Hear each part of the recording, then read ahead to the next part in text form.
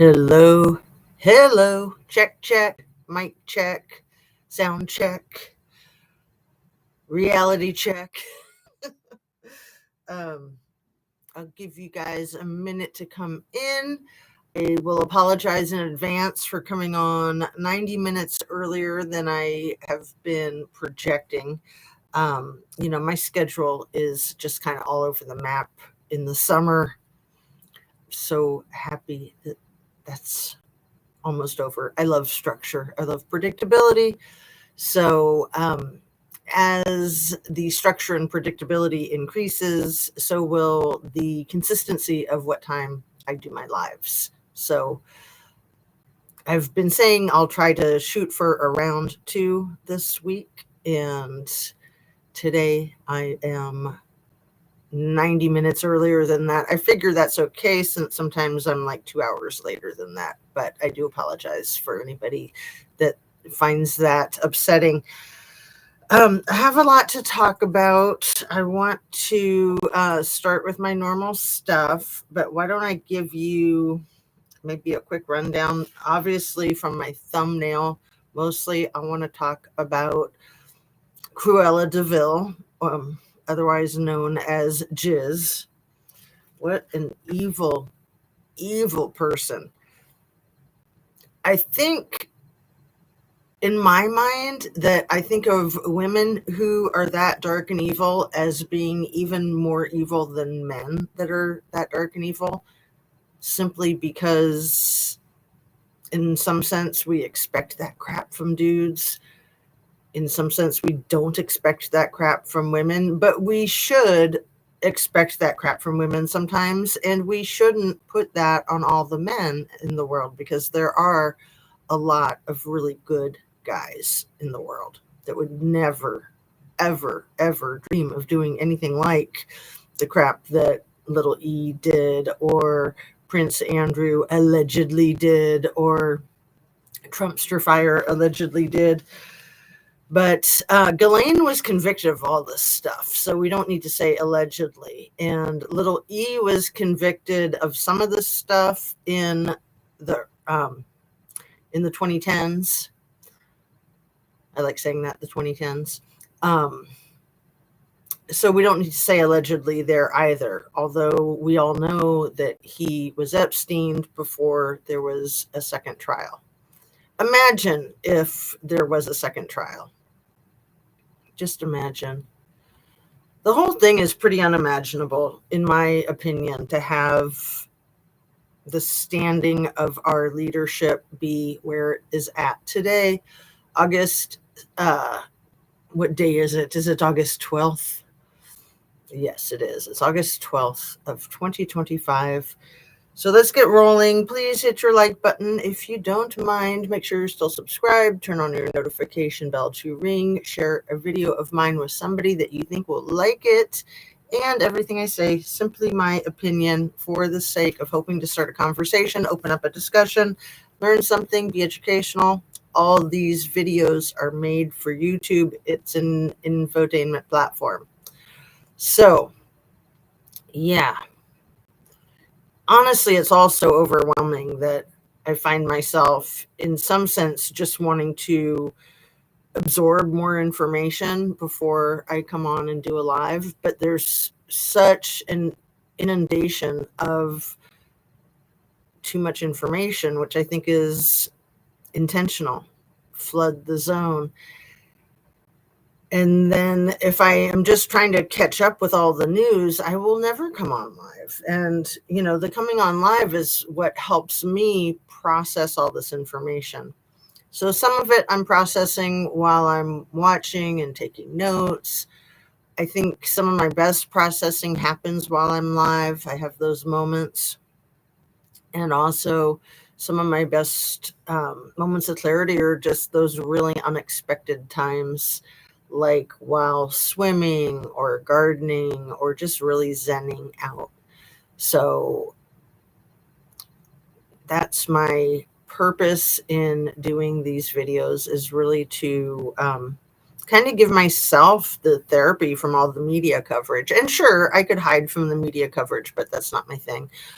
I don't shun people who say, I stay away from the news. It's too depressing. And I will agree with them. Yeah, it is too depressing. But I personally feel like I need to stay on top of the current events in order to both keep myself safe and hopefully keep the world around me safe.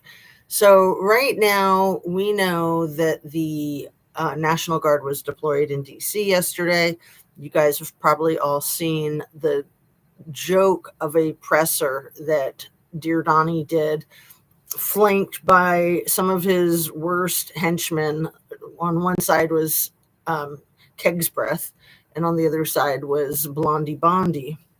And they both had the most absurd looks on their faces, in my opinion, the entire time. Like, they looked really serious. They were just like staring out into space. They were sometimes smiling. They were looking at Dear Leader.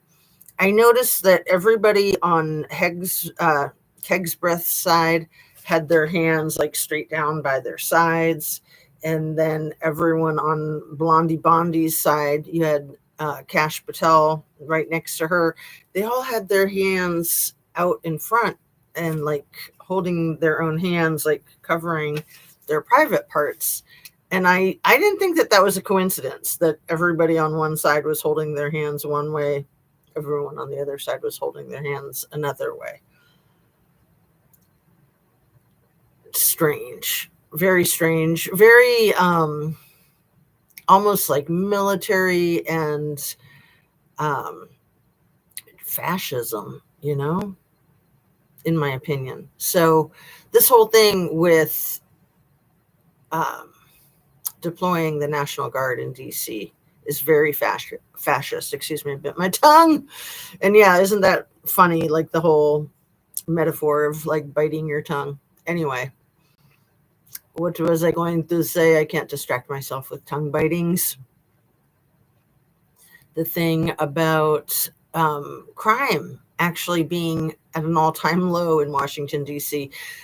Kash Patel, I think, was the one who admitted that while he was weighing in his 2 cents at this joke of oppressor. It was just so weird when the president would ask for these other individuals to chime in. They seemed so nervous, and they almost seemed like they didn't know what they were going to say. They knew they were going to try to keep it positive and upbeat and give old Donnie Boy pats on the back. It was extremely odd from my perspective. I think from a lot of people's perspectives. I've heard some news coverage saying that it was like the most disastrous presser of all times. I don't know. I didn't watch the whole thing. I only watched parts of it. There's just not enough time in the day. And it's so hard to prioritize the things that you want to watch versus the things that you feel like you have to watch, right? But some of the biggest news in the last 24 hours has been about GHIZ's, an alleged cell neighbor that overheard her bragging about having information on the Trumpster fire that she was going to be sharing with our previous president, President Joe, and that she believed that in disseminating this information to the last president, that she would be able to gain a pardon or something like that, and that she could help the Democrats bury the Republican candidate so that they could win the election. So we all know that that didn't happen.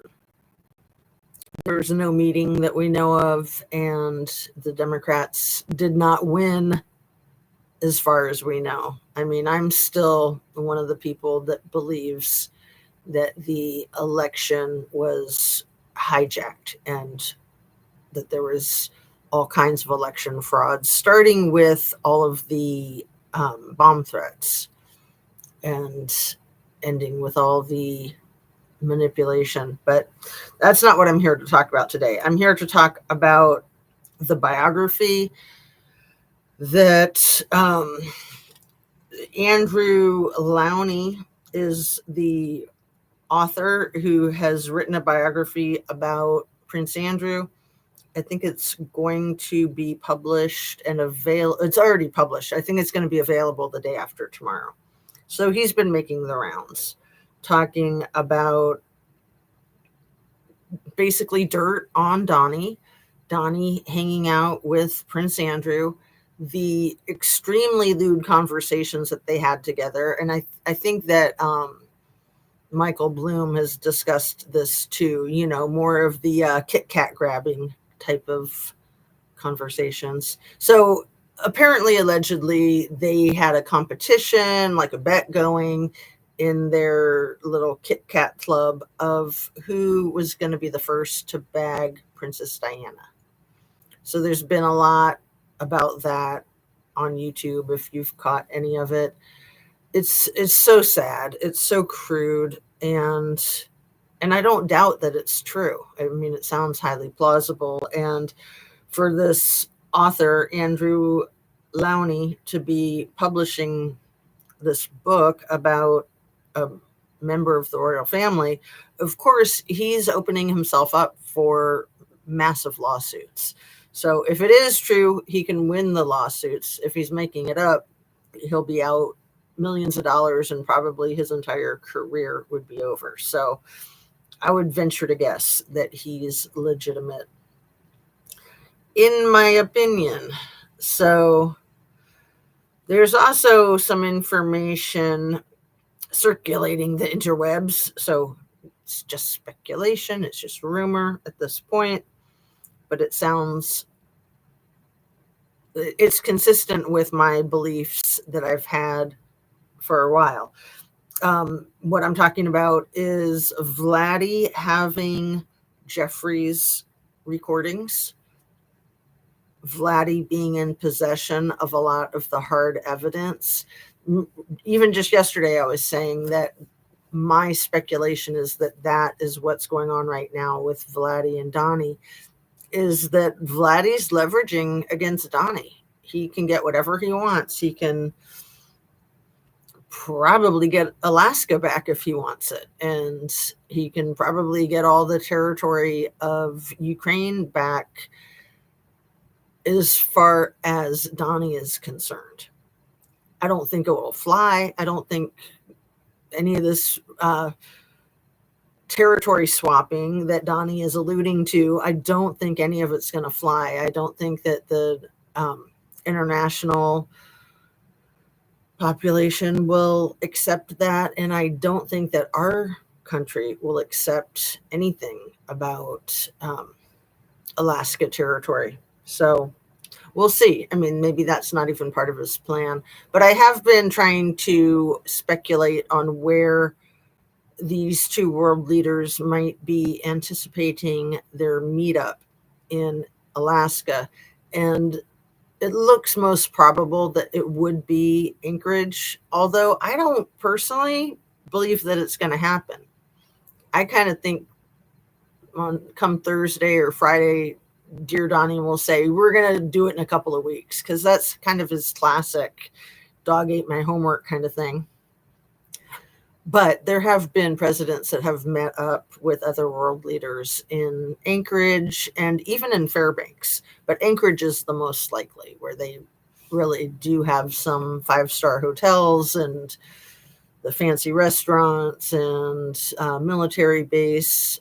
I'm sure there's some of that in Fairbanks, but a lot more of it in Anchorage. I have not been to Fairbanks.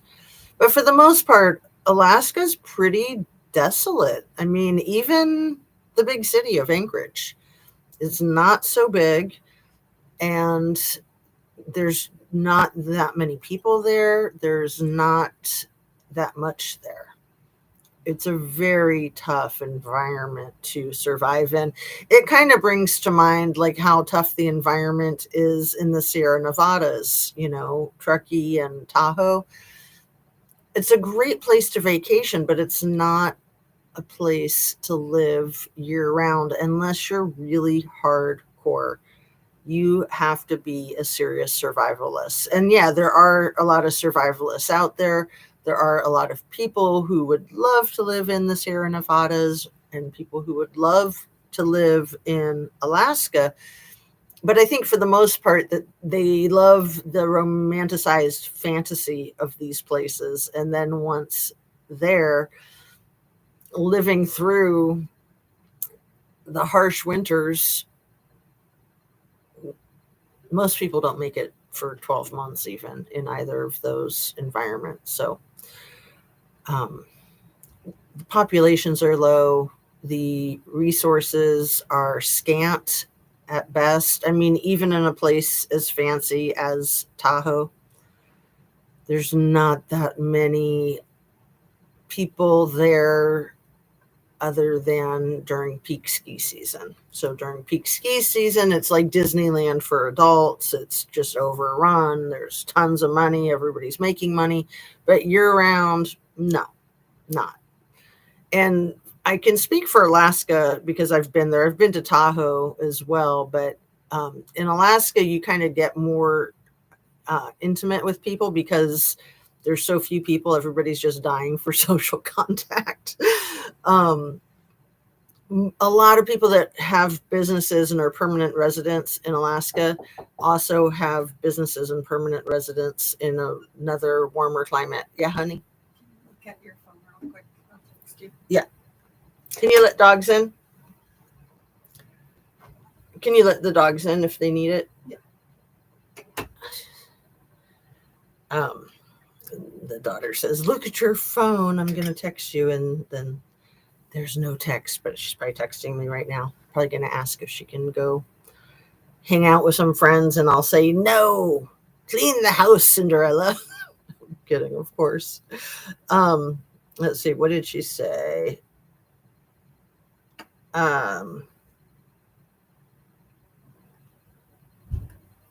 What time? All right. It's about 1 o'clock. We'll see what she says to that question. Anyway,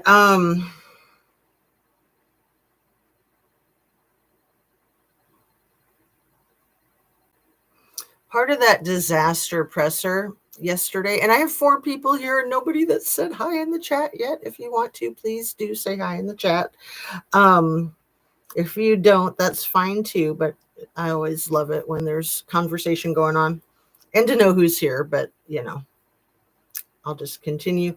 Some of the signs of that being one of the worst press conferences yesterday with the president and his cabinet. He couldn't even remember what the things that fall in the medians are called. I think he was talking about safety barriers and traffic barriers, you know, the steel beams that have the ridges in them. That seems to be what he was describing, but he kept saying like the falling medians. So when I was talking about it yesterday, I was talking about falling signs in the medians because I figured that's what he meant was like, you know, the signs that tell you where you are or how far to get to the next place, those types of things. But yeah, for him to try to justify having military step in to assist local law enforcement based on what seems to be a very contrived jumping of the young man who goes by the name Big Balls and the things in the median falling and graffiti. What a wackadoodle plan. I mean, what a wackadoodle conception of deploying military force.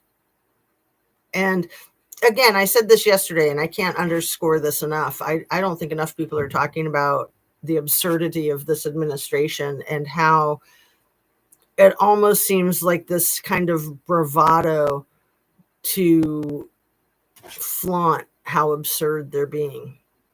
Thanks for the hearts, So I know you're thinking of me, or that's 100%. Oh, that's nice that you agree with that. Because yeah, like I said, I don't hear enough people talking about that if they can just be completely insane and they can say the most crazy crap, they're like winning, right? All this winning.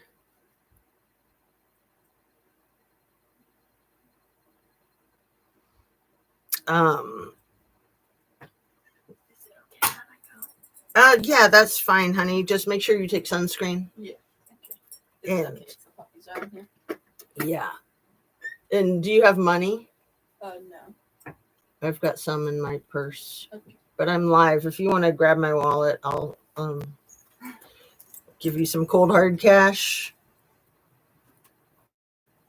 The little pink one.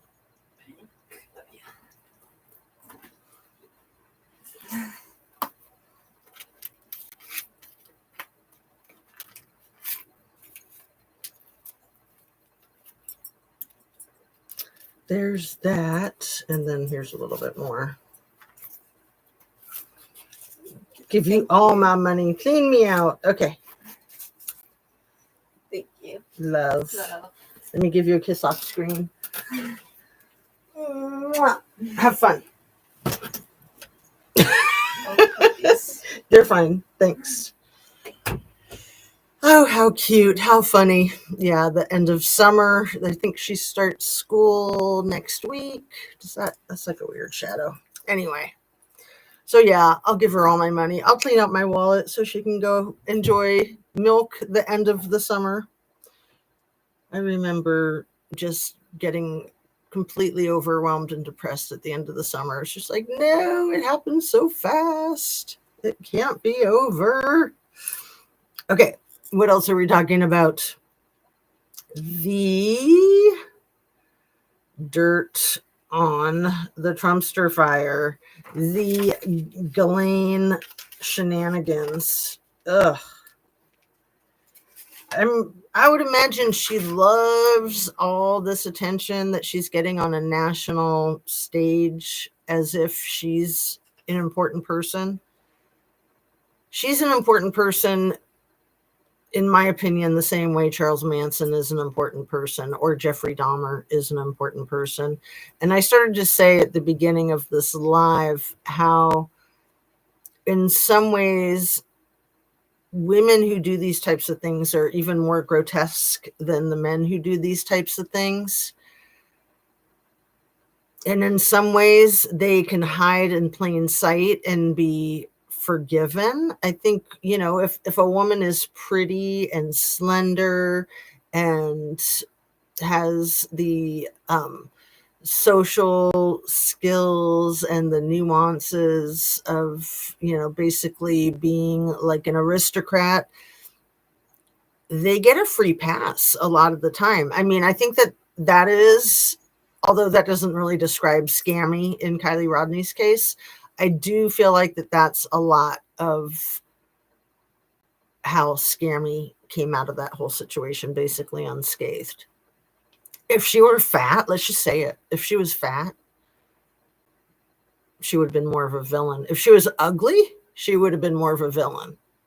Same with Ghislaine. If these women were not slender and pretty, I mean, they use that to their advantage to such an extreme that they weaponize it, and not just towards men. I'd say the same thing is true for Amanda Knox in Meredith Kercher's demise in Italy. That was so sad.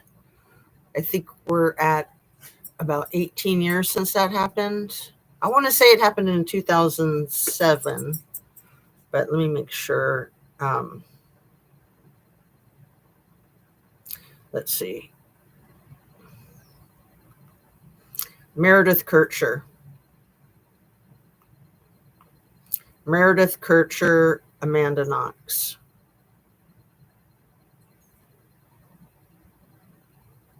Yeah, it was November 1st, 2007. I wasn't sure if 2007 was when it happened or when there was the initial conviction. So remember, Amanda Knox got convicted for that twice. And she has kept herself slender, and she does bat her eyelashes. And now I think she has 2 children at least. It's frightening.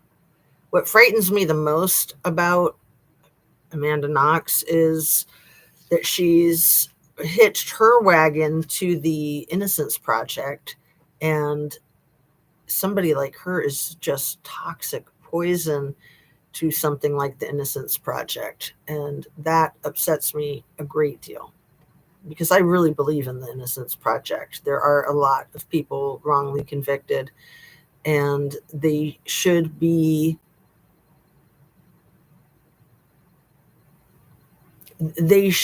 get corrupted by someone like her. They just shouldn't get corrupted by somebody like her. Like, she needs to keep her nasty paws out of that. I've almost considered getting involved with the Innocence Project just to try to fight off creeps like her from doing that. Because there's a lot of people that don't believe in the Innocence Projects at all and think that all these people are guilty, that they're all like Amanda Knox. And that's just bullcrap. Of course, the system is not perfect. Anna Bees, look at you. You're the first one to say hello. And let's see. It's so nice to see you. Yeah, we have a nice small group that have been sending out little 100%, maybe the hearts too. But it's nice to have the knowledge of who is with me. And who are you talking about? I was talking about Meredith Kircher and Amanda Knox for a second, talking about pretty women like Ghislaine, like Scammy, like, I mean, it's arguable to say that she's a pretty woman, but Nicole Kessinger. And yeah, tomorrow is the anniversary away with Red Rum. And a lot of folks have trouble wrapping their minds around these prima donnas being as evil as somebody like Charles Manson or Jeffrey Dahmer. And in my opinion, they are. and I love it when people say things like GHIZ and NK aren't pretty.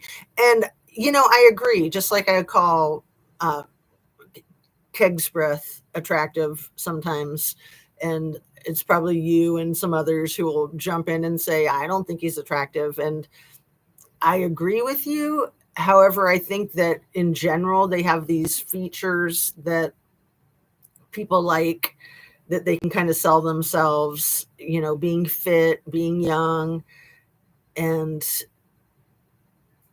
being, let's just say it, hoes, being sluts. A lot of people love sluts, don't they? Peace. But yeah, I mean, NK is a hag. GHIZ is a hag. Pete's a hag. I mean, yeah. Blondie, Bondi, and Caroline with a K. I mean, even the First Lady is a hag, as far as I'm concerned. She was extremely gorgeous when she was younger, but she's a dark, evil person, in my opinion, and that completely changes the way a person looks. So let's just leave it at that. But yeah, thanks for chiming in. Keg's breath looks like an alcoholic. So I'm glad you said this, because it, again, in that ridiculous press conference that they had yesterday at, I think it was like 10 a.m. in Washington, D.C., El Presidente and his henchmen, Blondie Bondi and Keg's breath both looked to me like they were on Quaaludes. And it wouldn't surprise me in the least if they took something like Xanax, because I would think that everybody was pretty nervous about the situation that they're in. They know at this point that they're getting pushback. They know that people aren't just going to go along with all the bull crap that Dear Leader says. And why did he need all those people up there with him? You know, if he's got such conviction in what he's doing, excuse me, he should have been at the podium all by himself. But no, it was like he had these people next to him propping him up. And did you see when he looked like he was falling asleep? He literally looked like he was falling asleep on his feet. But yeah, I really thought both Pete and Pam looked loaded, absolutely loaded. And Donnie's just looking worse than ever. I mean, these people are freaking out. They, in my opinion, they know that they're at the bitter end of this administration. They know that they're hanging on by their fingernails and that they're just about to fall into that pit of alligators. Fingers crossed, right? I don't watch Little T or any of them. Well, see, and that's good self-care. I'll watch it for you and then let you know.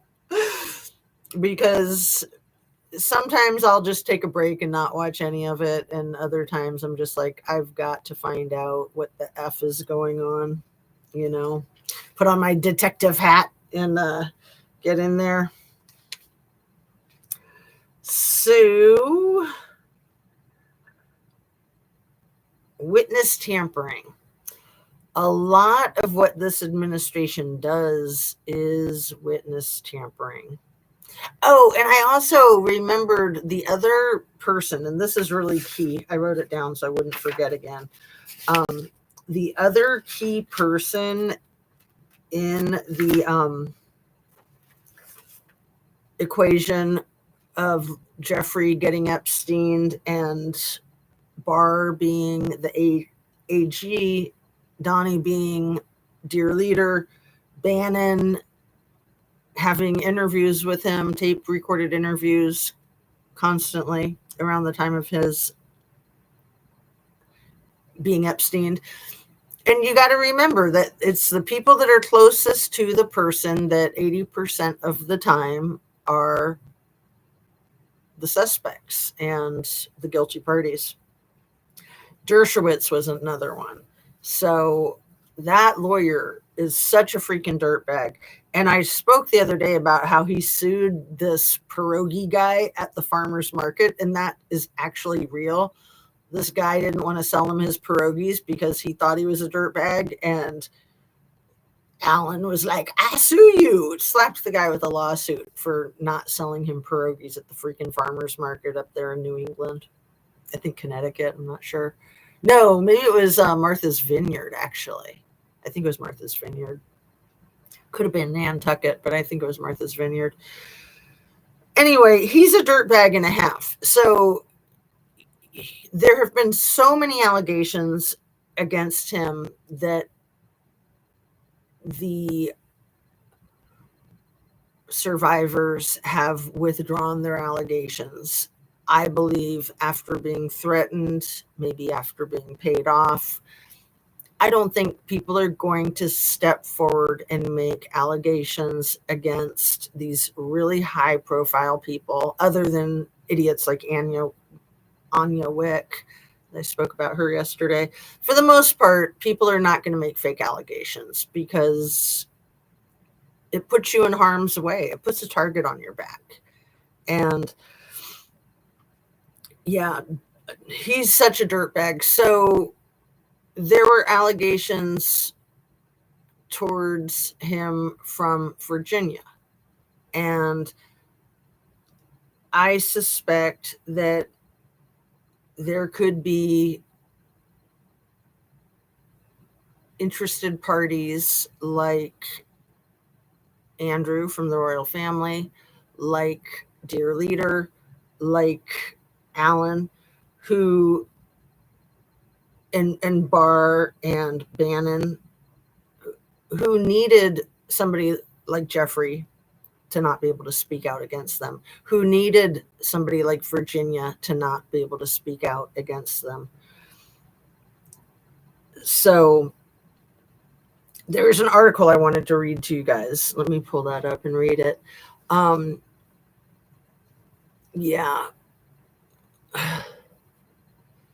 Yes, that's how I know what's going on through you. And see, that's perfect, Anna Bees. I love being that instrument for you. And, I try to keep it lighthearted at times, funny at times, positive. I try to keep it positive all the time, even when it's just absolutely gross. I think it's important to keep it real. And let me pull up that article. If I can. I think I can.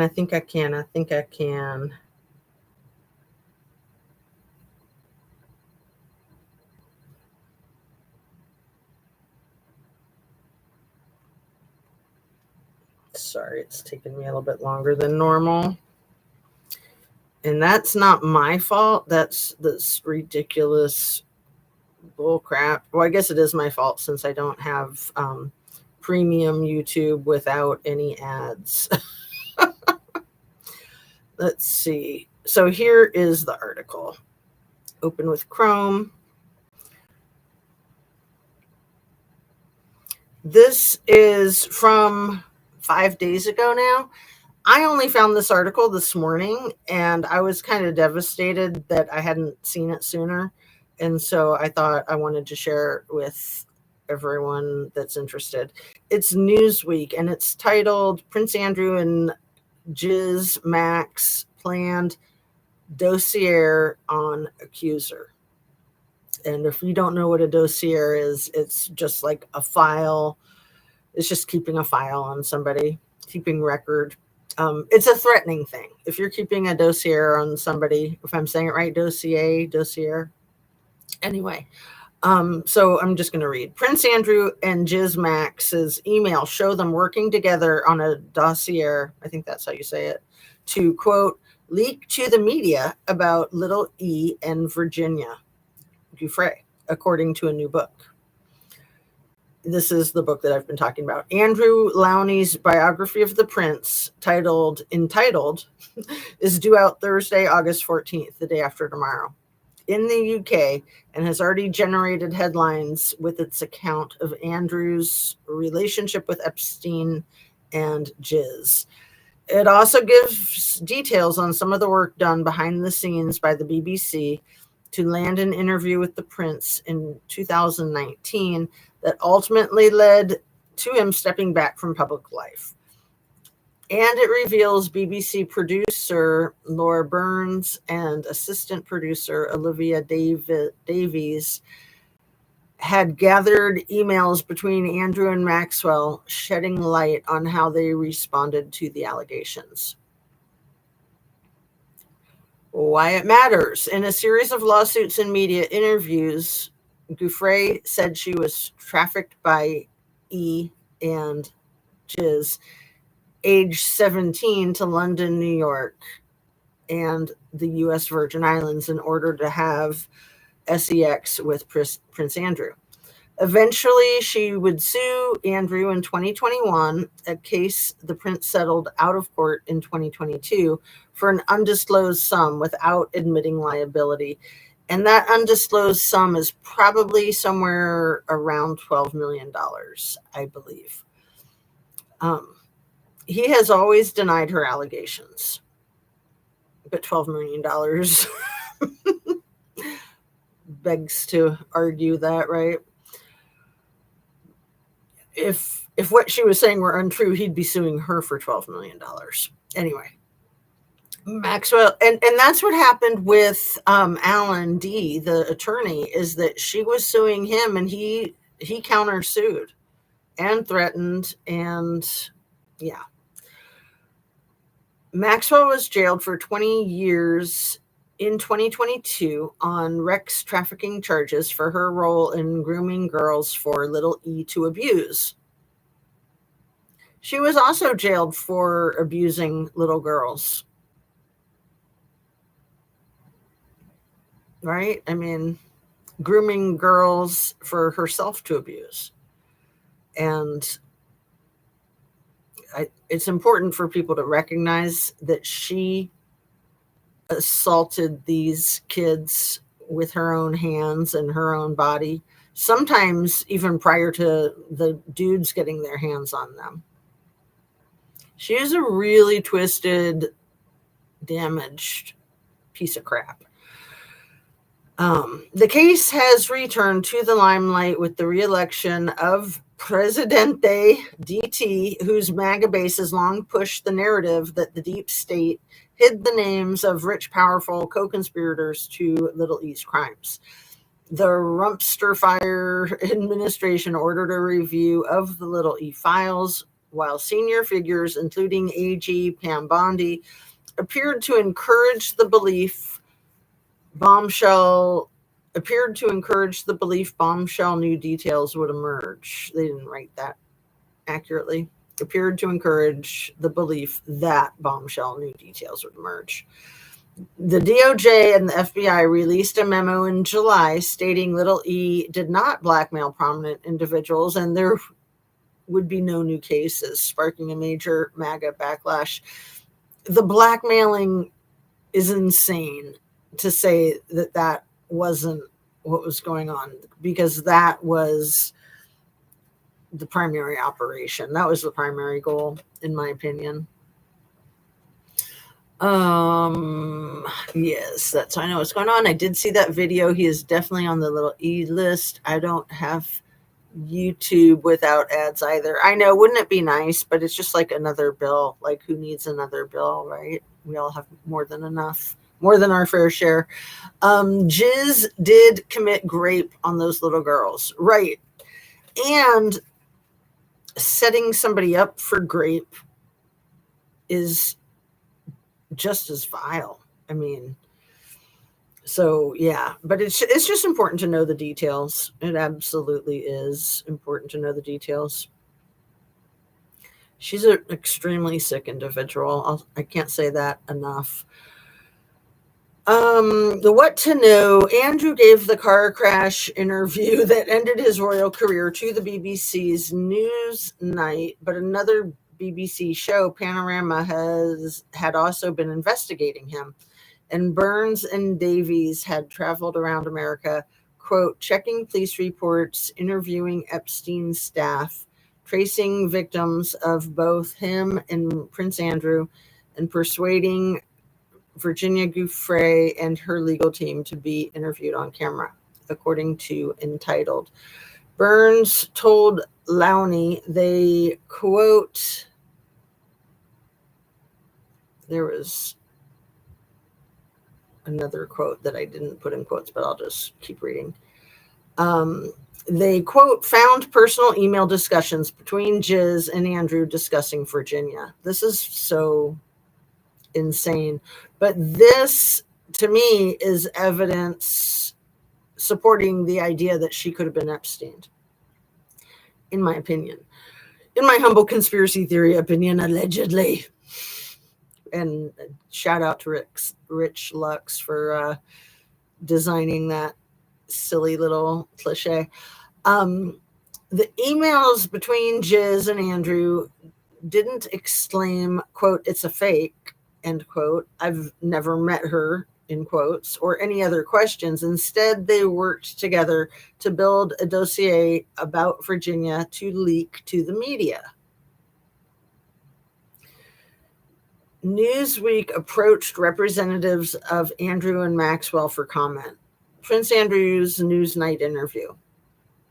Andrew's Palace team had originally been in talks with Panorama about giving an interview to them, but pivoted to Newsnight at the last moment, the book said. How the interview moved from Panorama to Newsnight is debatable, but the suspicion remains that the Palace preferred a straight interview to a right of reply after a hard-hitting investigation, Lowney wrote. Contrary to the narrative that has been presented, Newsnight, which had only previously discussed an interview to promote Andrew's royal project, Pitch at Palace, had just 72 hours notice of what would prove a seminal television event. Quote, it was Burns who was required to prepare them. She fact-checked their video insert, shared Panorama's script, research, contacts, legal documents, and detailed timelines. Fact-checking their questions and wrote some of the most significant questions of her own. Andrew's interview of Newsnight Emily Matlis proved to be the end of his royal career after he was ridiculed for his answers to questions. And yeah, I'm sure most of us remember that quite well. I'll put a link in the description to part of that interview or the whole thing. We'll see. Among them, he said Gouffre's account of him sweating. Yeah, this is one of the best ones. Him sweating while they danced at a London nightclub could not have happened, quote, because I have a particular medical condition, which is that I don't sweat, or I didn't sweat at the time. And that was it? Yes, I didn't sweat at the time because I had suffered what would be described as an overdose of adrenaline in the Falklands War when I was shot at. And it was almost impossible for me to sweat, end quote. Oh, but he just happens to drop that he was a freaking war hero. Good one. Wow. Yeah. The stories that these people come up with, instead of just saying, like, I had a condition that I didn't sweat, but no, he's got to go off into I got shot at. It was amazing. And I was so quick on my feet. And I saved all these other dudes too. Okay. Another statement that went viral was his alibi that he was at a Pizza Express restaurant for a birthday party he attended by his then teenage daughter, Princess Beatrice. And what a disgusting dirtbag to pull his child into it. Again, these narcissists don't give a crap about anybody.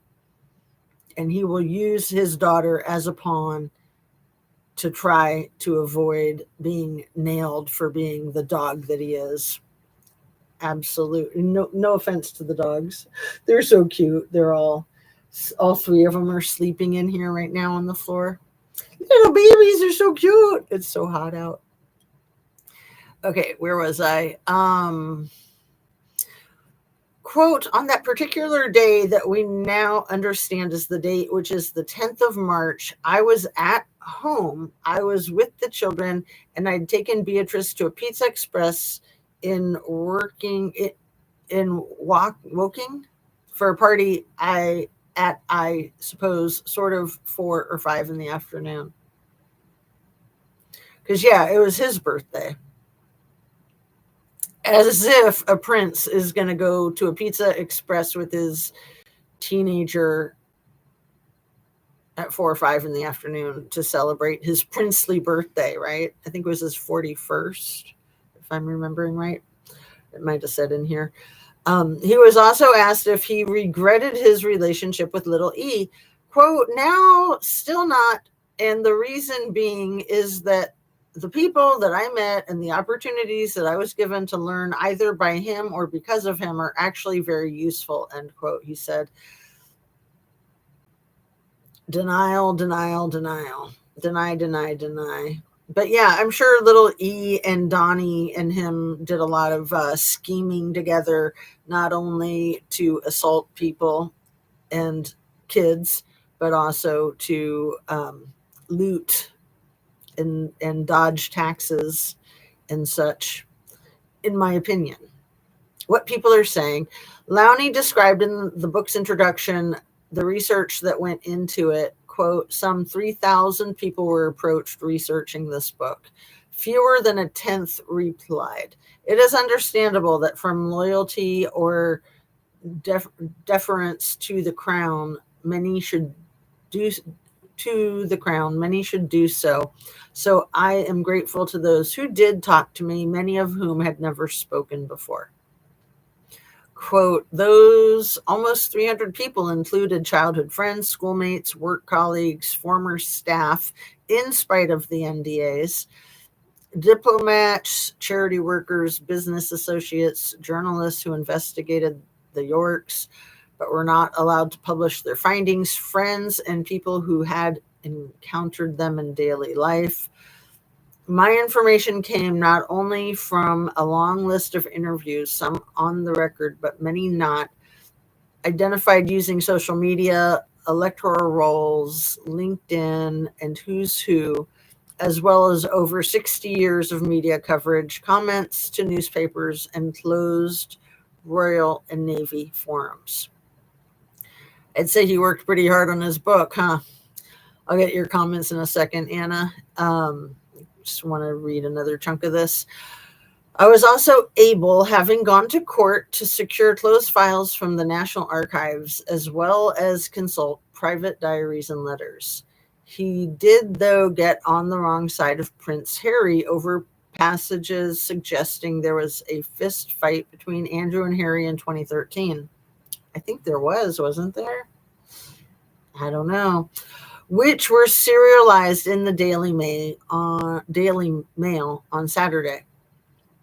Harry's spokesperson told Newsweek, such are the gross inaccuracies, damaging and defamatory remarks made in the Daily Mail's story. I can confirm a legal letter from Prince Harry's counsel that has been sent to the Mail. Oh, well, if it's a legal letter, then I'm sure it's true, right? What happens next? Lowney's book will be published on Wednesday, August 14th. That would be Thursday, August 14th. Tomorrow's Wednesday, the 13th. Little typos. Anyway, no big deal. By William Collins, an imprint of HarperCollins. Jack Royston is chief royal correspondent for Newsweek based in London. You can find him on X, formerly Twitter, and read his stories on Newsweek's The Royals Facebook page. All right, so that is that article. Let me get caught up with your comments, my dear. GHIZ did commit rape on those little girls. He doesn't sweat, I know. I'm sure he's just so gross. So gross. You know, pigs don't sweat, so yeah, maybe he doesn't sweat, right? Pigs and dogs, I don't think sweat through their skin. They, like, dogs drool when they're hot, and I don't know if pigs drool, but that's why they roll in the mud, is to cool themselves off. They love you. I'm sure that little E and little T love having the prince as an ally. Well, I would think that that they did love having him as an ally for sure, especially when trying to get close to somebody as elegant as Lady Di. But I would imagine at this point, Donnie probably wishes he could burn every photograph and record of his connection with Andrew. And this book about Andrew, this expose, has a lot about little T also. So, like I said, I really think it's the end of the road for little T. I really do. And could easily be proven wrong. I didn't think he'd get into office, and he did. I've always thought that it was election fraud. I still think it's election fraud. Maybe it was, maybe it wasn't. From the research that I've done that supports that it was election fraud, the tentacles of it are so deep in other countries. It's like worse than mobster stuff, basically. Like there's basically nothing anybody can do about it. So I would hope that there's a shift in that. There are so many law-abiding, good people in high positions of power, not just in our country, but worldwide. I mean, there's a lot of crooked ones, but there's plenty that aren't crooked, in my opinion. Yeah, I see Mrs. Amir is here. Hello,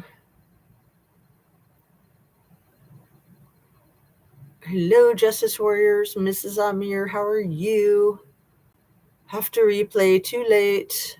Good to see you both. Thanks so much for being here. And we've got a handful of others. If anybody wants to chime in and say hi, please do, but no pressure if you're not able to or you don't want to. Just inviting. So, ooh, I think I might have just heard some thunder. Yes, it's Tuesday. There was supposed to be thunderstorms. Oh, how exciting. I better wrap up my video so that I don't get cut off. And I haven't been cut off yet, even with all this controversial information, right? So, to follow up on the explosion in south of Pittsburgh yesterday, I've found out from updates that there were two fatalities and 10 people injured in that series of explosions. That was nice that Shan chimed in and was able to give us some more accurate information, since she said that wasn't too far from her house. And it is so lovely to see dear Shan, I mean, I figured she was staying away from my channel since I'm slamming Dear Leader all the time. I mean, it just pretty much is my channel these days, because I think he's a freaking pedo. And I think that, just as I used to say that Sean Combs could have had Kylie Rodney chained up in his dungeon somewhere, I believe the same thing about Dear Leader. I really do. Honestly, that's what I was kind of getting at yesterday with, if Virginia Giuffre is someone's type, then I would think that Kylie would be their type as well. I just didn't want to be offensive to my dear old friend. Of course, I never want to be offensive to people. And I'm sure that I am offensive to people that think that he's just the cat's pajamas, he's the bee's knees, and he's going to do away with all the corruption and all of the transporting around the world. He's out to end crime. Like yesterday in his freaking stupid his press conference, he said he's going to end crime. It's like, that's just not even possible. Like, it's good to fight against crime. It's good to want to end crime, but it's not effing possible. No one's going to end crime. Except the criminals, right? The criminals can end the crime by not doing the crime. I mean, it's just nuts. And you're never going to end transporting of rugs or people. I mean, all you can do is fight it and try to basically diminish it. That's it. I mean, it would be nice if it could be ended, but we all know that's not realistic. It's ridiculous. And so when people buy that line of bull crap, it's pure fantasy. It's pure fantasy. I wish it were true. I wish you were going to end crime. I wish you were going to end transporting and put every cartel behind bars. But yeah, good luck, right? Again, just stay realistic. Like, if a person is staying realistic, it's a lot easier to have faith in them. If they're just blowing smoke up your skirt, you know that what they say is just a load of crap, right? Let's see. I'm glad that Shan came in yesterday. I know, it was lovely to see our dear old friend. And dang it, Nancy is here. Good afternoon. Jazz just stopped by to say hi before I take my dog for a walk. I've always believed it's a selection and not an election. I hate that concept, but I think that it's pretty accurate. Yeah. It is bizarre how our system is rigged, in my opinion. It is so bizarre. And just all the big money and all the smoke and mirrors. It's just absolute craziness. But again, I don't think we can end the craziness, but we can try to diminish it, try to manage it, try to reduce it, hopefully. Like, he can stop the crime he's doing. Thanks, Annabise. Exactly. You're so smart. He can stop transporting if he's doing any transporting. He can definitely stop being a car that tells if he's being a car that tells. Man, all that effing money with the Bitcoin. Am I naive to think that these people are all going to be doing hard time and that they're going to lose every dime that they've stolen from our country and other countries? Am I naive to believe that? Is that just wishful thinking? I have been accused of being overly optimistic in my lifetime, and I have always tried to maintain that I am extremely optimistic, but I'm also realistic. I am always going to look on the bright side. I can't help it. That's just my nature. There's always a flip side. There's always a downside. There's always a gem in every situation, right? This is 100% a shite show as the BK Circus. The BK Circus is just like not giving up, man. Dang. That is just such crap. Like, it just confirms for me more than ever that the whole thing is a psyop. Seriously. Exactly. Anna B says to Nancy, I am wishing the same. Yeah. I know. It's like trying to discern fact and fiction is hard enough. But I got to share with you last night, my daughter and my husband were watching the funniest South Park. It was about red rum corn, but with a P. So, South Park is so inappropriate. And I'm just like, I can't believe that my teenage daughter and my husband are watching this together. But I was joking with them. I'm like, are you guys making fun of me by watching this? So red rum corn, but with a P, is what the South Park episode was about. I'm not sure what season it was. It was funny AF. Absolutely hilarious. So let's see. What else did I want to discuss? Texas, Arizona, and New Mexico borders. El Presidente is doing a lot with those borders, as you can imagine. But it makes me really give pause to the floods that happened in New Mexico and Texas. And I know there's been some in Arizona as well, to my understanding. Having disasters in those areas makes it easier to deploy federal troops. I would hate to think that any of these crises and disasters and explosions and planes crashing in the sky and helicopters crashing, I would hate to think that any of them were intentional at anyone's hand, but especially a world leader. But I can't help but ask that question. I just can't help but ask that question. I saw a Vegas cop get only 4 years for pornographic material on his phone, among other things. It's gross. It's gross. Was it kitty corn?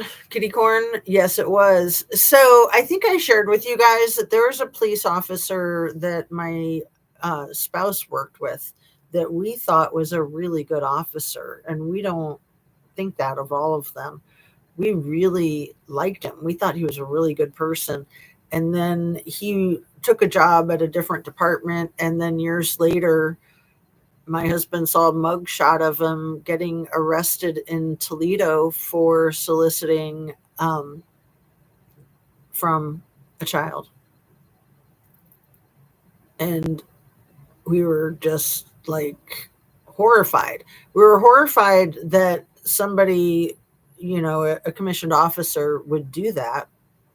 But we were even more horrified how he had us so snowed. We were completely clueless.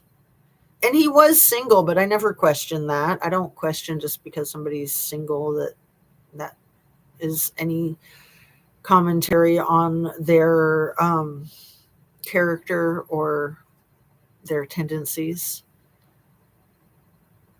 that was just mind-boggling, absolutely mind-boggling. So I've seen it up close in real life, and I just want to share that with you guys to let you know that, you know, any of us can get duped. Even me and my husband, who's a professional in the business, and we're both so skeptical of everybody. Neither of us trust anyone ever about anything. And he totally had us hook, line, and sinker. And that's the scary thing about people like that, is that they're usually really good. But for the most part, when we see those types, we can spot them pretty quickly. And I'd say I spot them even better than my husband a lot of the time, because I'll be the one telling him, like, you need to stay away from that smarmy MF. And he'll be like, what? Why are you being so harsh? But I've done the same thing to him when he's told me crap about some people, or I've been like, oh, you're just being sexist, you know, you're just being critical. Like when he's told me about women that are just harebrained lunatics, and I've been like, oh dear, you're really being sexist. I don't think that's very nice. And then come to find out, you know, after having interactions with this person, I'm like, damn, I should have listened to my husband, huh? So terrible. Only 4 years. Are we the only ones that see things for what it is? Remember from the start, we always thought there were two books put out of all of this. It's Kylie that burns me the most. Two books put out of all of this. I'm not sure what you're referring to, dang it, Nancy. But yeah, the Kylie case specifically was why I started my channel, simply because it didn't seem to me that people were questioning the law enforcement enough up front. And even before we found out about Sheriff Wayne Wu, none of it made sense. It didn't make sense. There were so many federal agents out there immediately. It didn't make sense how many different agencies were out there immediately. It didn't make sense what a big deal they were making out of a 16-year-old who was missing for a few hours. None of it made sense. And it still doesn't. And I still don't buy any of it. I really don't. I don't buy any of it. Period. But that was what drove me to finally break the ice and get my channel going. Is I felt like with my mental health profession, but with my husband's profession even more so, I just felt like I had some insight to offer from real life experience that, honestly, I mean, how many spouses of law enforcement have YouTube channels, right? And how many mental health professionals have YouTube channels? I'd say there's way more mental health professionals with YouTube channels. And then there's some like retired law enforcement that have YouTube channels. But for the most part, it's a code of silence. It's sort of like the secrecy of fraternities and sororities or anything else, like the Royals. There's just that code of silence. And I'm not going to live that way. And, you know, I mean, there's a lot of things that I share with you guys that I don't think you'll get anywhere else.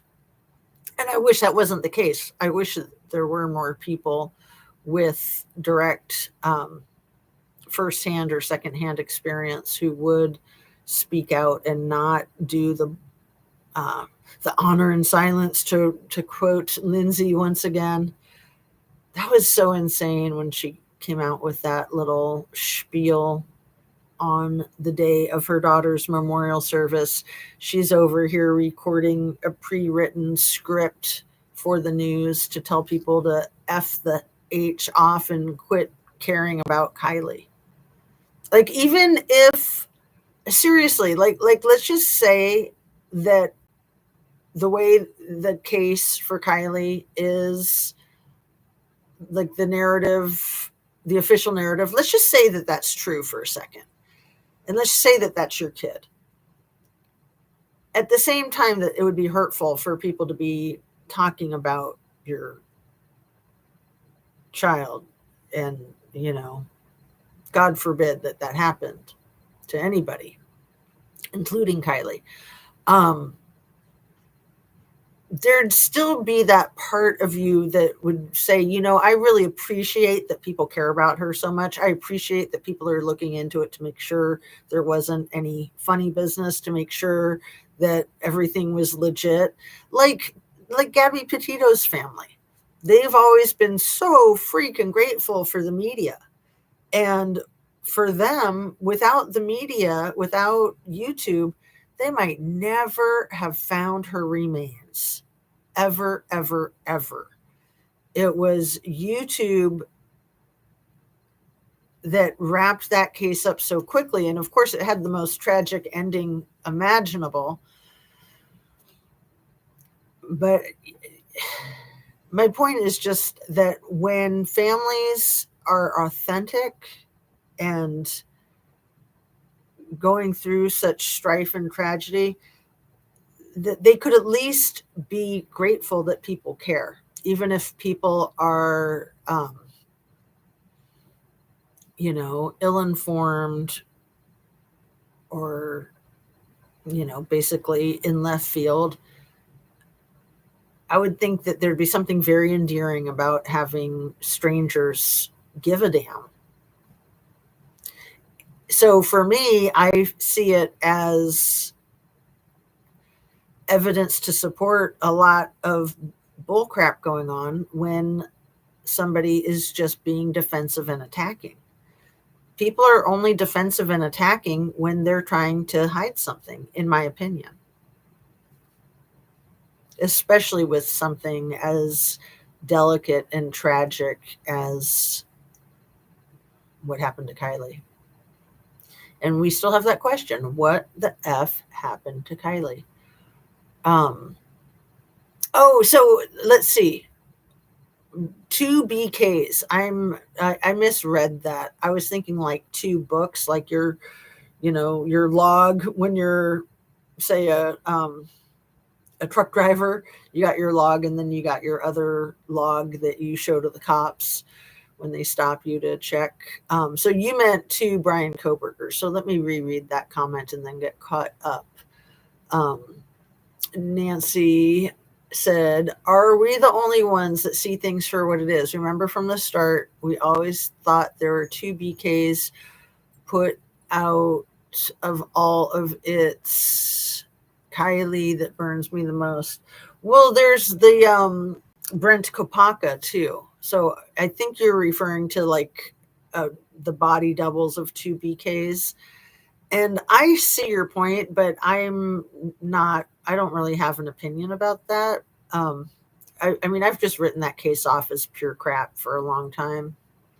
I do still keep an eye on it just to kind of check the pulse of what's going on over there. But I just think it's absolute crap. Again, the law enforcement, absolute crap. Fry, crap. And Payne, crap. And Mabbitt, crap. I mean, all of that crap in Moscow. They can all just go to hell, which I'm sure they will when the day comes that they have to answer. Nancy Anna B says, I so believe there were 2 BKs. Oh my gosh. That Nika loves to say that she has a mental health background and she's highly intelligent. She is too much. You know, I know exactly who you're talking about, Nika's Nuggets. And at first I watched her channel when she came out with the most recent channel. And I think she said that she's had a lot of channels and they've been shut down and blah, blah, blah. I think she's total bull crap. And yeah, I mean, I don't flaunt my mental health profession simply because, in my opinion, that's unprofessional.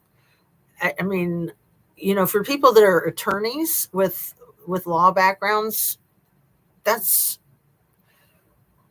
I think, a profession that is fine to flaunt on YouTube. That's my opinion. But if you've got mental health training in your background, I just think it's almost like a mental illness to flaunt that. I mean, does that make sense? I don't wear that as a badge of honor. I'm grateful that I have mental health training. I'm grateful that I have mental health. um, but it really creeps me out. Somebody like that really creeps me out. Or there's another one, but I won't even bother mentioning them. Um, yeah, there's so many fake channels. It's so annoying. There are so many fakes on YouTube, and I'm just so grateful when I find the channels that I feel like are extremely authentic. Like I was telling you guys yesterday about the Bear Pantry. Her name's Barbara, and she started as a cooking show, but she's just kind of like, it's just her, it's just everything. And her husband, Joe, he does a YouTube channel too, I think. Rosie's Insight, I've told you guys about that channel. These people that are just very authentically themselves. And I just don't think there's enough of that. I really don't. Um, it's part of the entertainment, like Hollywood, kind of. I mean, anyway, shake my head. The BK that pled guilty has a tan, a fresh fade cut, and his posture and facial expressions were so different from the real BK.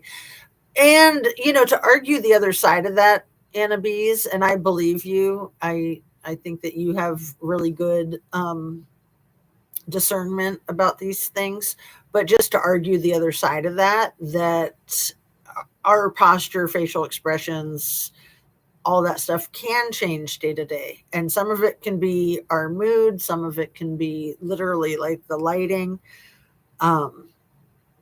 We can all look so different from one day to the next. It's crazy, isn't it?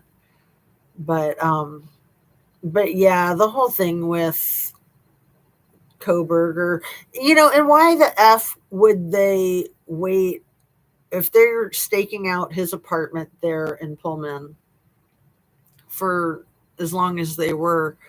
Why would they wait to arrest him in Pennsylvania? I mean, that's just adding so much complexity to the case.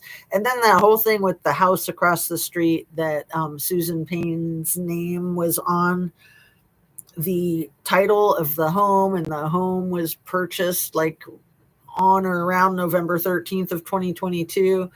This stuff is just nuts, man. You just can't make this crap up. I mean, it seems like that doesn't seem like it's true and authentic. I've posted about that so many times to try to show my receipts, and trying to dig through the community posts is really rough. So maybe I'll try to repost that again, to bring it up to the top, because there's just way too many community posts of mine, of anybody's, but of mine. When I'm trying to find something in my own posts, it's close to impossible.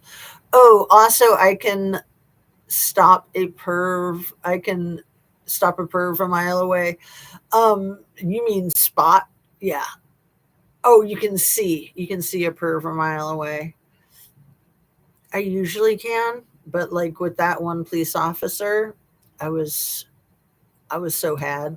And that was almost the most disturbing part about it. I mean, obviously the most disturbing part about it is that he's a commissioned officer and he's violating children. Absolutely sick. I mean, I say give him the freaking death penalty, because with a gun and a badge, it is so easy for perps to abuse more than we could ever possibly know. I mean, look at Drew Peterson. That's the cop outside of Chicago who probably offed, was it 2 wives or 3 wives? Stacy Peterson is the one that they've never found her remains. And she knew about the one that he had rubbed out, that he had been cheating on that wife with Stacy when she was like 17. But yeah, there are so many crimes that law enforcement can get away with, which again goes right back to Kylie Rodney's case. And not only Sheriff Wayne Wu, Sheriff Shannon Moon, Captain Sam Brown, Nevada County Sheriff's Deputy Christopher Stanio, California State Highway Patrol Trooper Matthew Stanio. And again, talking about those twin brothers in law enforcement in the Sierra Nevada area reminds me of the twin brothers, Matthew Farwell and his twin brother, whose name I'm not remembering off the top of my head, in the Sandra Birchmore case. Dang. Let's see. What, Matthew Farwell's twin brother in the Sandra Birchmore case. So they were both police officers and they both abused her. So William Farwell, and so now he's, I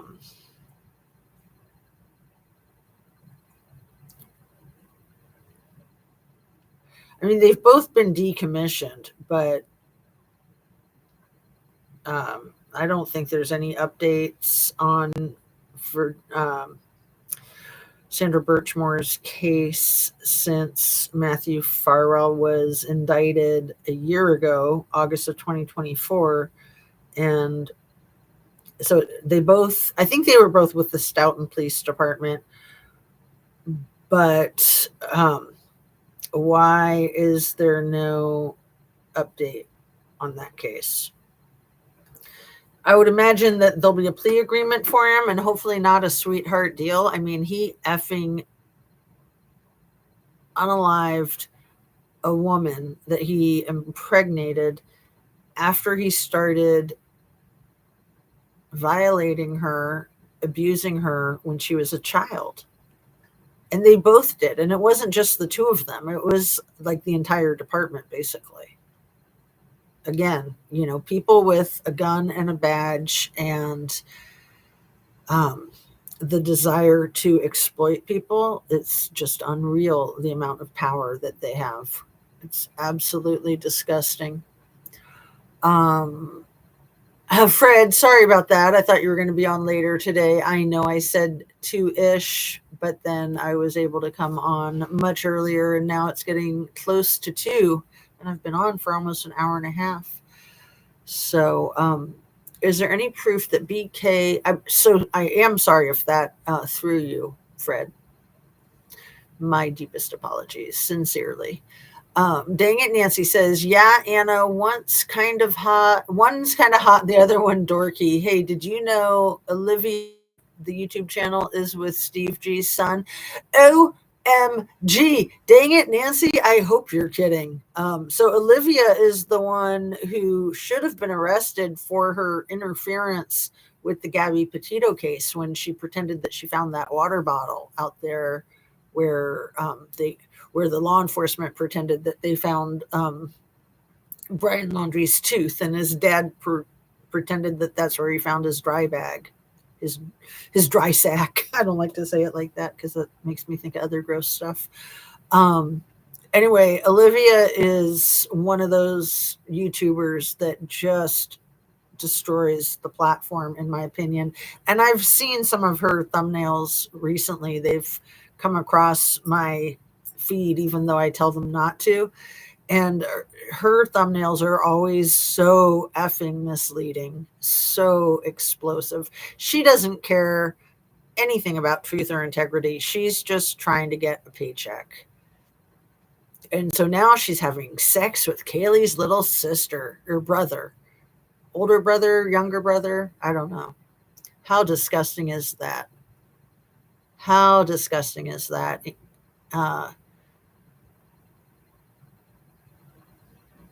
That's completely insane. And, get a life, man. She was also like best friends with Bullhorn Betty. Her and Bullhorn Betty teamed up around the Petito case. I think they were both stalking the Laundrie family in front of their house, which, I don't frown on that completely. I don't think I would do it, but I'm glad that there are people that do that. Like when, who was that rapist from Stanford? That gross guy. What was his name? When he got released and moved back in with his parents in Ohio, there were a lot of people that camped out in front of their house protesting. Rapist from Oakwood, Ohio, who went to Stanford University, was on the swim team.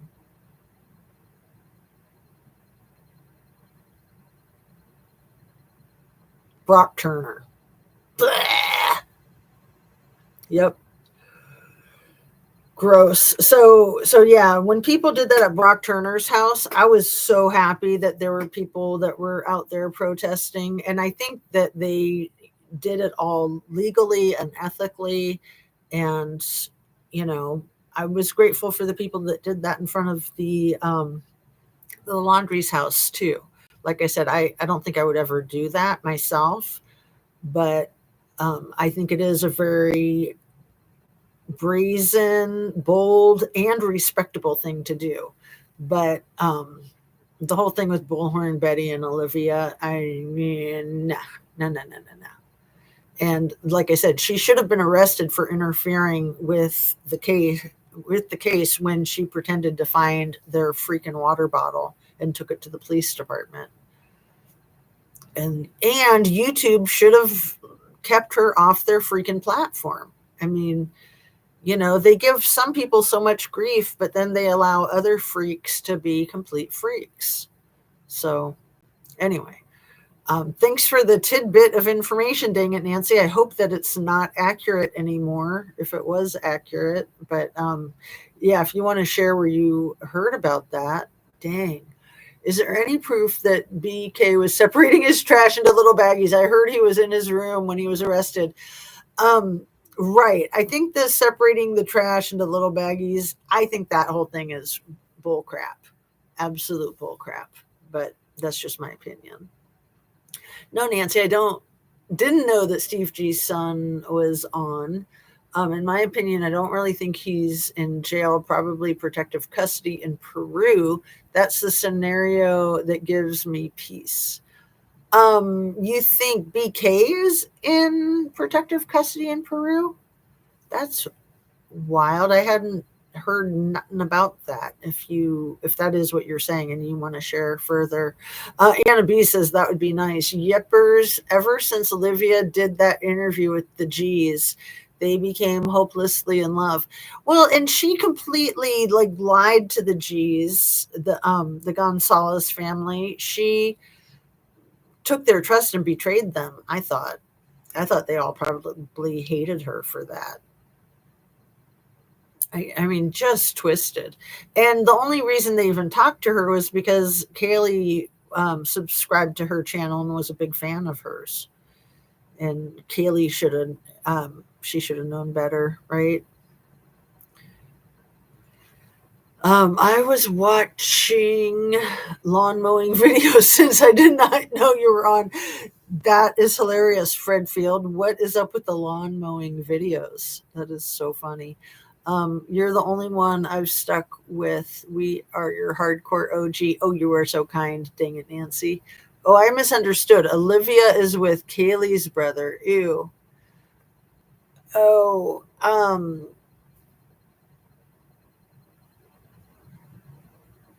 okay. Yeah. Isn't that so weird?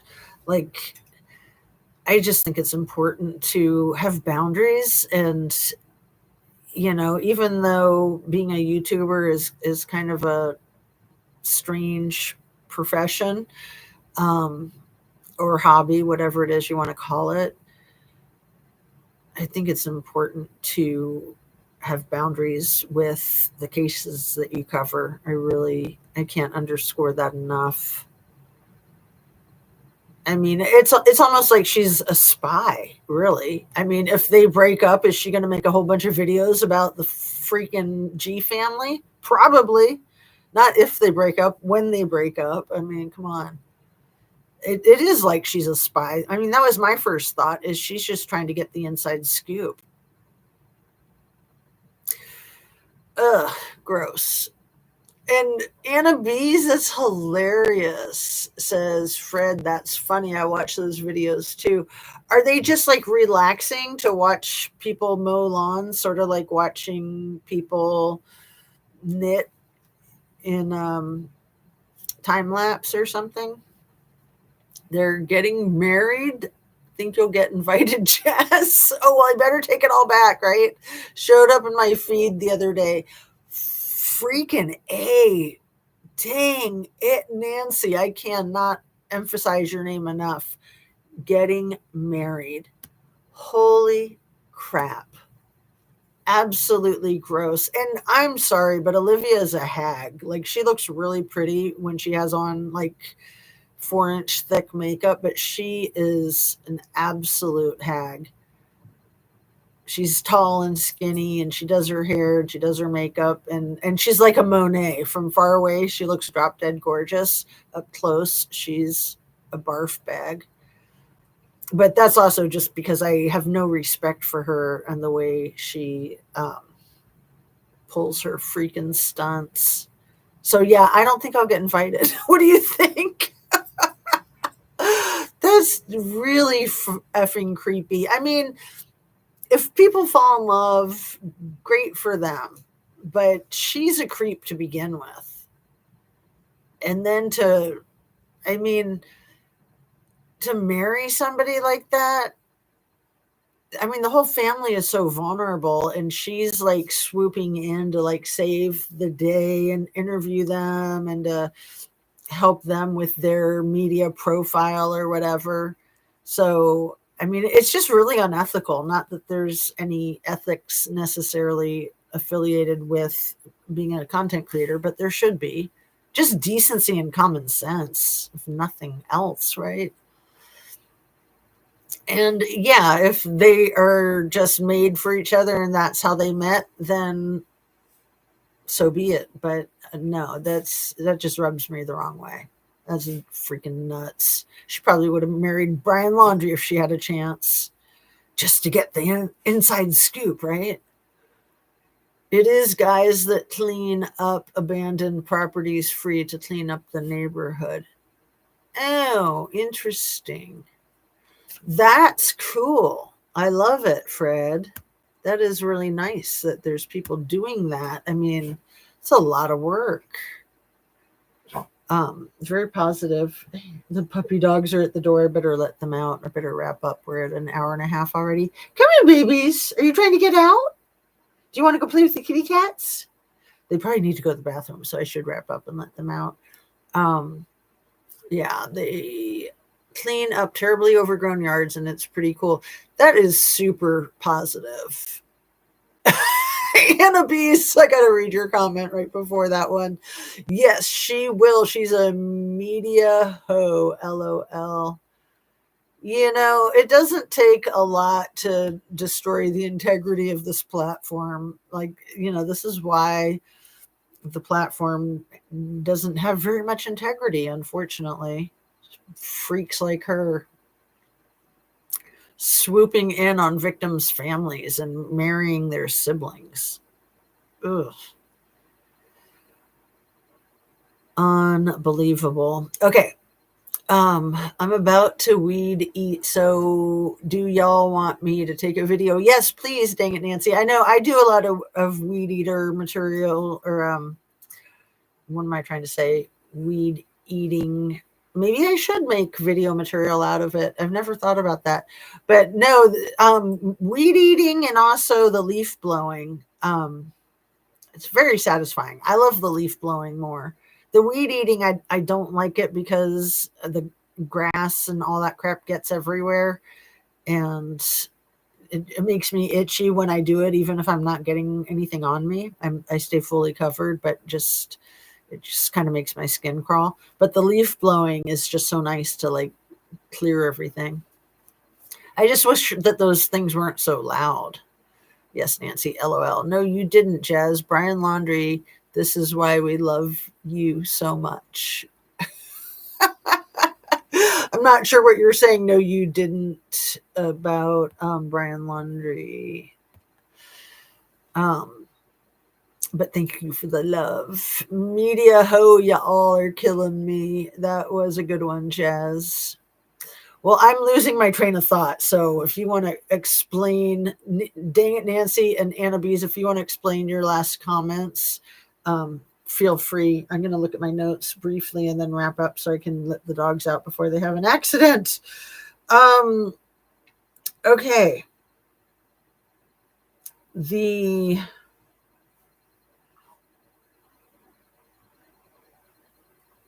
Elon, Big E is back at it again.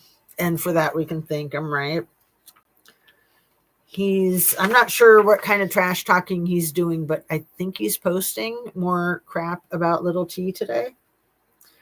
And, I just always go back to that post that he made. Was that early June or early July when he lashed out and said, no one will ever see the little E files because little T is all over them. As much as I despise Big E, I've always been very appreciative of that coming from him because, it's like he said the quiet part out loud. Like, we all know that. We all know that the person in the office of our presidency right now is a criminal, and the worst kind of criminal. And I'm just going to leave it at that. But I'll read your comments in just a second. In 2002, little T admitted to knowing little E for 15 years in an interview. And we've all probably heard the interview. It's the one where he talks about what a great guy he is and how he likes the ladies as much as he does, but he likes them on the younger side. In that interview, he admitted being buddies since 87. If you do the math from 02, 15 years back. And it was in 92 that they, that video footage that we've all seen of Donnie whispering in little E's ear and little E doubling over laughing. And I put an image, a screenshot of little E's face and of Donnie's face in my thumbnail from yesterday. I added those to it. That particular screenshot that I took of little E, he looks like the freaking Joker. Check it out if you haven't seen it yet. It's insane. But it was right after that party where they're obviously checking out the chicks and rating them. And GHIZ is right there with them. She's just out of the shot mostly. She's like behind them, but she's hovering. She's hanging out with them. But it was right after that party that Donnie invited little E to a party where they had 28 calendar girls. It was a competition to get into a calendar, and the only other guest was little E. So you had these two disgusting pervs in their 40s probably at the time with all these hot young babes trying to get a spot. If there's 28 calendar girls and there's only going to be like 12 that make it to the calendar, right? If you have just one per month, how do they rate them? How do you get that gig? That's absolutely disgusting. All right, so I'm going to read your comments and then wrap up and let the puppy dogs out. Saying that Olivia would have married Brian Laundrie if it was possible. Oh, I'm glad you appreciated that comment because, yeah, it never occurred to me, but I'm sure she would have. I mean, seriously, just to get a bigger paycheck from her freaking YouTube channel. You said Olivia and Brian Laundrie. That's what you both liked. I'm glad you enjoyed that. They are definitely predators. Well, and Olivia is a predator too. I mean, to exploit people's devastating crises like that, like with Gabby Petito, like really lost her life to a really violent MF. And then Olivia's out there effing with the evidence of the case. Like, that's disgusting. She should have gotten hard jail time for that. She really should have. She's a criminal. That's criminal behavior, in my opinion. And then getting into the pants of a victim's sibling, disgusting. I'm just disgusted, but I appreciate the information. So thanks for sharing. Thanks so much for being here, you guys. I'm going to wrap up and go make a leaf blowing video for you. So no, it's way too hot out there, but hopefully the storm is starting soon. And hopefully I'll see you guys tomorrow around 2, give or take an hour or two, right? Peace out, love and light. And yeah, just be yourself, drink your water, eat your protein, your fruits and veggies. Do you like my silly, crazy pigtails? I just thought I'd do something different because I keep putting my hair in ponytails. I like having the hat. And always, then I don't have to worry about my bad hair, but I kind of feel like I have bad hair today, even with the hat. So there's no winning. There's no way around bad hair, right? Bye, everybody. So good to see you all. Love and light. Thanks again for being here. You guys make it just extremely rewarding. I really appreciate you. Oh, and especially when you say that, I'm going to highlight that. You look cute. With my braces and my pigtails, I better look out. I might get picked up by somebody like Prince Andrew or Little E or Little T, huh? Mistaken me for someone underage. OMG.